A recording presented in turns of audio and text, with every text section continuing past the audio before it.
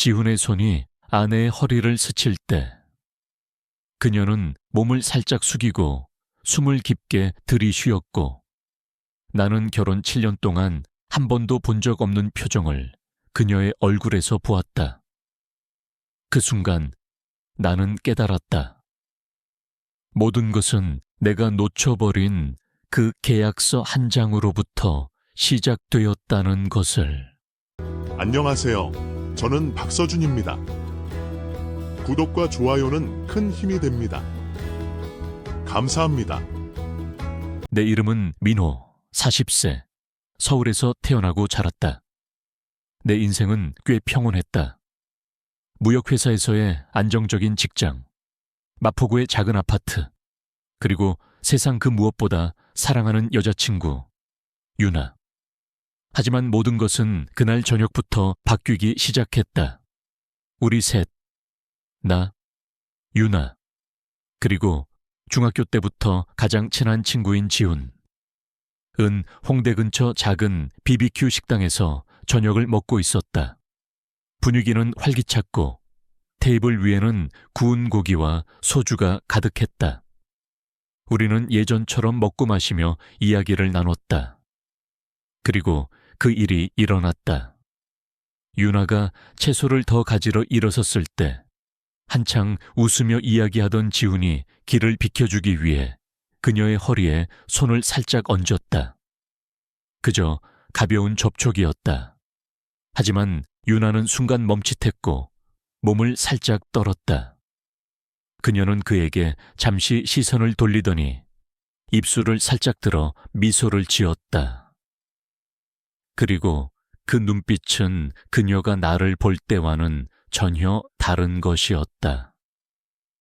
그 순간은 짧았지만 내 심장을 빠르게 뛰게 하고 얼굴을 뜨겁게 만들기에 충분했다. 젓가락을 쥔 내 손은 굳어버렸다. 입안의 고기를 억지로 삼키려 했지만 목구멍은 바싹 말라 있었다. 유나는 아무 일 없다는 듯 다시 앉아 대화를 이어갔다. 나와 지우는 13살 때부터 친구였다.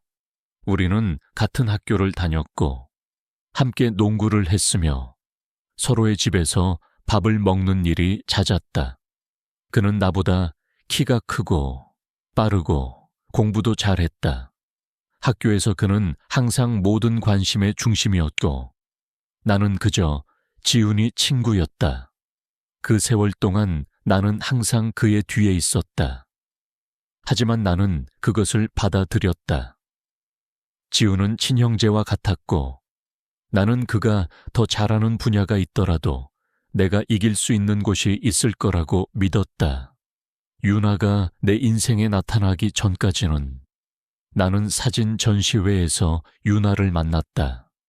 그녀는 홍보팀에서 일했고 긴 머리를 느슨하게 묶었으며 빛나는 눈빛과 부드러운 미소를 가지고 있었다. 우리는 대화를 나누었고 데이트를 시작했다. 처음 유나를 지훈에게 소개시켜줬을 때 나는 그의 눈에서 무언가를 스치는 것을 보았다. 작은 불꽃처럼. 처음에는 내가 너무 예민한가 싶었다. 하지만 그들이 만나는 횟수가 늘어날수록 지훈이 유나를 평소보다 더 오래 쳐다본다는 것을 깨달았다. 나는 뭔가 궤도를 벗어났다는 느낌을 받았다. 지훈도 결혼했지만 그의 아내는 그다지 예쁘지 않았다. 그래서인지 가끔 모임에서 그의 시선이 유나를 천천히 훑는 것을 보았다. 마치 귀한 책의 글자를 한 줄씩 읽는 것처럼. 유나는 고개를 약간 숙였고 나는 그녀의 귓바퀴로 옅은 붉은 기가 번지는 것을 맹세코 보았다. 한 달 후 친구들 모임이 이태원에서 있었다. 술집은 붐볐고 희미한 노란 조명이 비쳤다.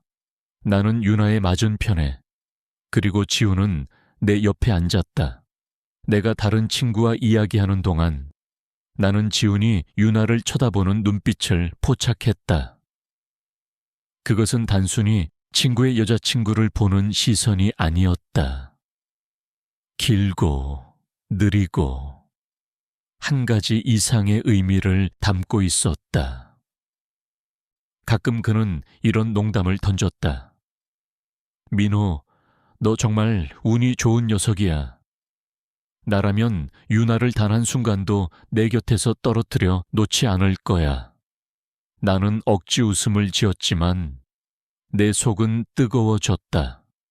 유나는 옅은 미소만 지을 뿐 대답하지 않았지만 나는 그녀의 뺨이 살짝 붉어진 것을 분명히 보았다.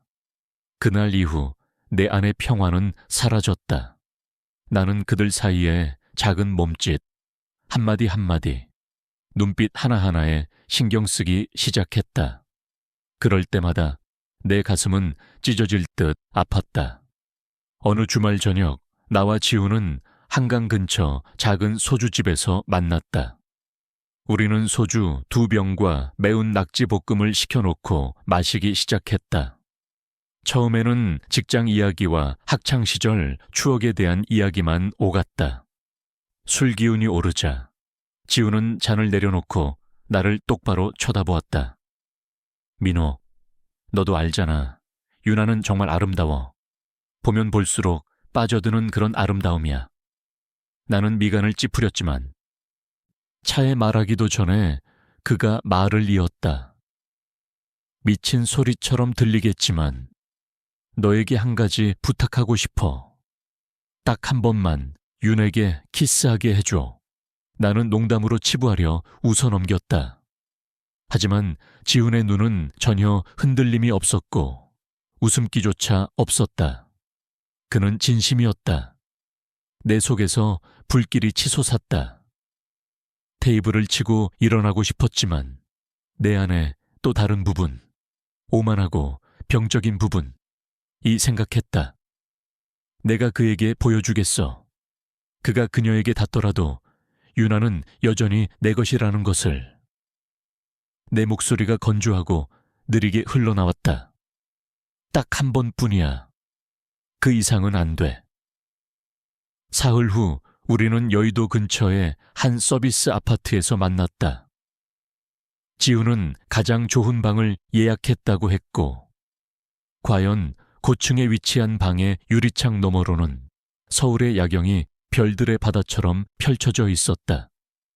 나와 유나가 들어섰을 때 안의 공기는 너무나 고요해서 내 심장 소리가 또렷하게 들릴 정도였다. 지우는 창가에 서 있다가 우리를 보고 돌아섰다. 그의 시선은 윤에게 평소보다 더 오래 머물렀다. 유나는 소파에 앉아 두 손을 깍지 끼고 있었는데 약간의 긴장감이 느껴졌다. 나는 그녀 옆에 앉았지만 내 심장은 미친 듯이 뛰고 있었다. 지우는 와인을 따르더니 나와 윤에게 잔을 건넸다. 우리는 몇 잔을 마셨다. 우리 셋이 여기에 있는 진짜 이유에 대해 아무도 말하지 않았지만 그 긴장감은 공기 중에 떠다녔다. 그리고 지훈이 일어섰다. 그는 천천히 윤에게 다가갔다. 그는 그의 길고 따뜻한 손가락을 그녀의 어깨에 살짝 얹었다. 즉시 나는 유나의 어깨가 살짝 떨리는 것을 보았고 그녀의 숨은 더 가빠졌으며 그녀의 가슴은 차가운 물에서 벗어나 따뜻함을 찾은 것처럼 오르내렸다. 그는 작게 무언가 속삭였지만 나는 잘 들을 수 없었다. 나는 그저 유나가 그를 올려다보며 입술을 살짝 깨무는 것을 보았다. 그의 손이 그녀의 허리 위 얇은 옷깃을 스쳤다. 유나는 살짝 그에게로 몸을 기울였고 그녀의 숨은 즉시 더 깊고 무거워졌다. 가슴이 더 빠르게 오르내렸다. 그녀의 입술은 살짝 벌어졌고 얇은 한숨이 새어나왔다. 그녀의 눈꺼풀은 무겁게 감겼고 속눈썹은 그녀만이 볼 수 있는 이미지를 붙잡아 두려는 듯 떨렸다. 그녀의 얼굴 전체가 노란 조명 아래에서 녹아내리는 듯 그 순간에 완전히 잠겨들었다. 그의 손은 그녀의 얇은 옷 위를 천천히 미끄러져 내려가 그녀의 부드러운 허리 곡선 위에서 멈췄다. 유나는 살짝 몸을 기울였고 눈꺼풀은 무거워졌으며 숨은 무언가를 쫓아가려는 듯 거칠어졌다.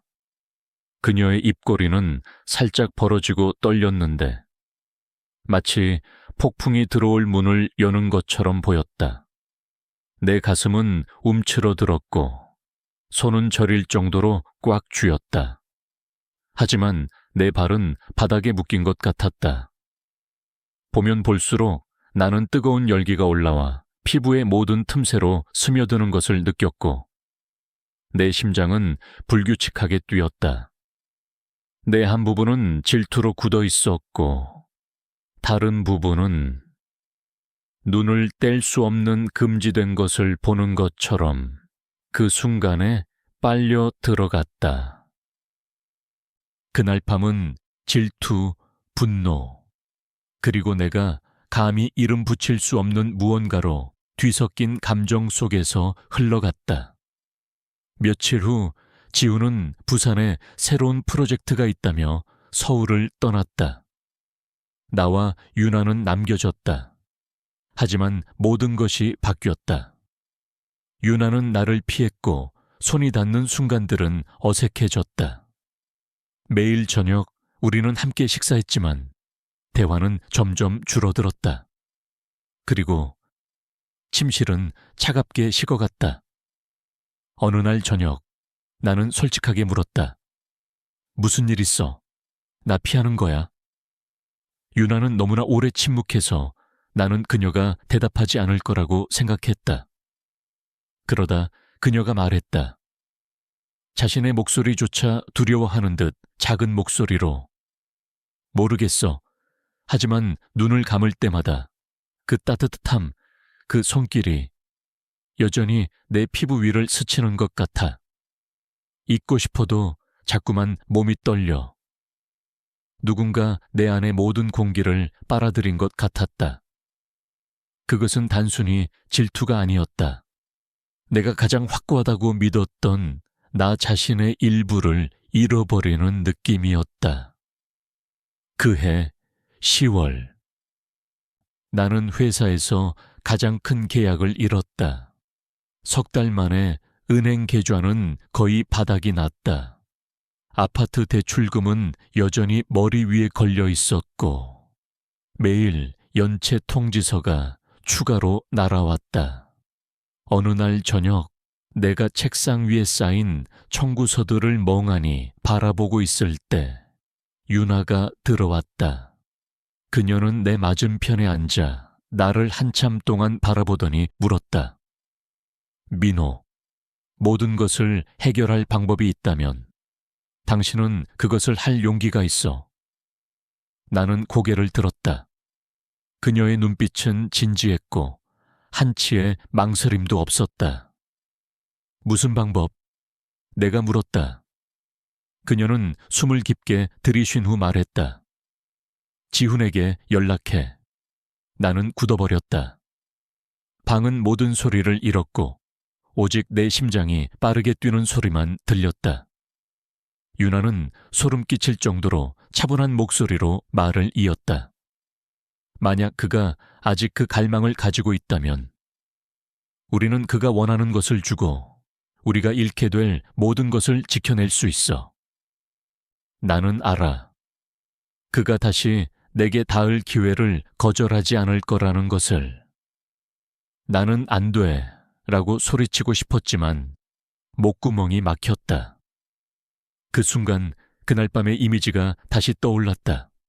유나의 눈빛, 그녀의 숨결, 지훈의 손, 그리고 나를 가장 섬뜩하게 만든 것은 지금 그녀의 눈에는 더 이상 여성의 주저함이 없었다는 것이다. 차갑고도 뜨거운 시선, 마치 자신이 온전하게는 걸어 나올 수 없을 것이라고 확신하는 방으로 들어갈 준비가 되어 있다는 듯이. 나는 작게 물었다. 정말 괜찮겠어? 그녀는 나를 똑바로 쳐다보았다. 우리는 가라앉고 있어. 이게 유일한 구명보트라면. 다음 날 밤 나는 손을 떨며 휴대폰을 들었다. 지훈의 번호는 여전히 연락처 목록에 있었다. 나는 그저 누르기만 하면 됐다. 한 번의 터치로 모든 것이 바뀔 수도 혹은 완전히 파괴될 수도 있었다. 나는 상상했다.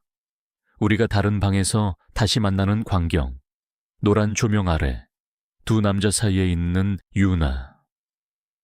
이번에도 나는 그저 지켜만 볼까?